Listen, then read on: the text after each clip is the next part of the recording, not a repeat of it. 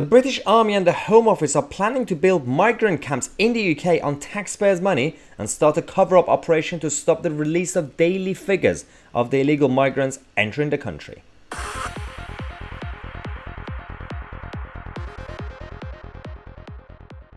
Where is the outrage? Where is the outrage from the mainstream media and the political parties in Parliament and everybody else?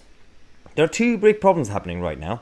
One, you knew what happened in Calais in France, and you knew why the French decided to kick off because of the jungle that they created in Calais. Now, some people think it's a good idea that the army will be planning to build migrant camps, big migrant camps, which will be long term for people when they arrive, so they could just stay there in the UK on taxpayers' money instead of actually preventing them from coming to the country. That's one. Secondly, they're now planning to also stop the release of the daily numbers of the illegal boats entering the country from France. Seriously? Are you kidding me? What happened to taking things actually seriously from the Home Office's side? The Priti Patel, the Home Secretary, said that she's very, very robust when it comes to her intentions with this new legislation to have a strong border and make sure that we know who's coming in and stop people who should not be here. Are we stopping them, or are we just building camps? What's happening? So the new plan is to initially for 30,000 illegal migrants to have enough capacity for them. And I'm guessing with a lot of Domino's pizza and everything else like that. So why not? Free pizza for everyone. And at the same time, this issue with the Home Office, if it happens, this cover-up operation to stop the release of daily figures, that is scandalous.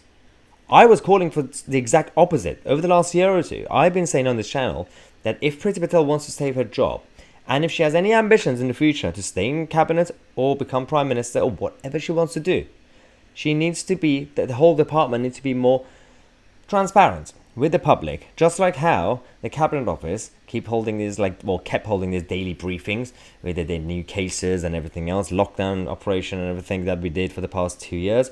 The Home Office needs to be so transparent with the public so that we could see what's going on, and Priti Patel could tell us if it's someone else's fault and to actually explain what's happening on a regular basis. Doesn't have to be daily, but at least regularly to keep us up to date so we don't hear this sort of nonsense at this point. This is the graph that we have.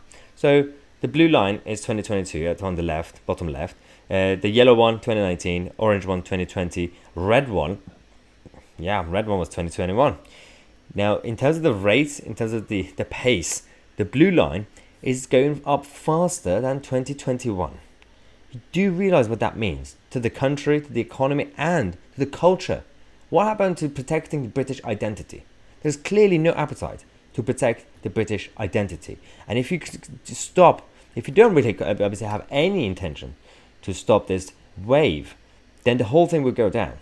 And we will turn into another nonsensical country mainly in Europe. Look what's going on in Germany, on the streets of Germany, in big cities. Look what's going on in the rest of Europe with all the chaos in France.